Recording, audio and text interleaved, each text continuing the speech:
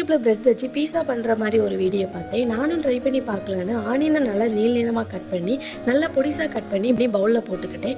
அதே மாதிரி ஒரு தக்காளியை நல்லா பொடிசாக கட் பண்ணி போட்டுட்டு கேப்சிகமையும் நல்லா சின்ன சின்னதாக கட் பண்ணி சேர்த்துட்டு பெப்பர் கொஞ்சம் போட்டு தேவையான அளவு உப்பும் போட்டு நல்லா மிக்ஸ் பண்ணிக்கிட்டேன்.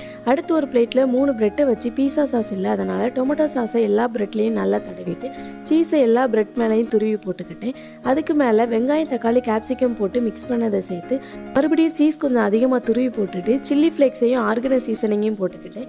கடைசியாக ஸ்டவ்வை நல்லா லோ ஃப்ளேமில் வச்சு பேனில் பட்டர் சேர்த்து பட்டர் நல்லா மெல்ட் ஆனதும் சீஸ் போட்ட பிரெட்டை வச்சு மூடி சீஸ் நல்லா மெல்ட் ஆனதும் ஓப்பன் பண்ணி ஒரு பிளேட்டில் போட்டுக்கிட்டேன். அதே மாதிரியே மற்ற 2 பிரெட்டையும் பட்டர் போட்டு டோஸ்ட் பண்ணி எடுத்துக்கிட்டேன். வீட்டில் பிரெட் இருந்தால் நீங்களும் ட்ரை பண்ணி பாருங்கள். டேஸ்ட்டு நல்லா இருந்தது. சில்லி ஃப்ளேக்ஸ் மட்டும் கொஞ்சம் அதிகமாக சேர்த்ததுனால காரமாக இருந்தது. மற்றபடி எல்லாம் ஓகே. அப்படியே இந்த வீடியோ பிடிச்சிருந்தா ஒரு லைக் கொடுத்துட்டு சேனல் பிடிச்சிருந்தா சப்ஸ்கிரைப் மட்டும் பண்ணிக்கோங்க. தேங்க்யூ.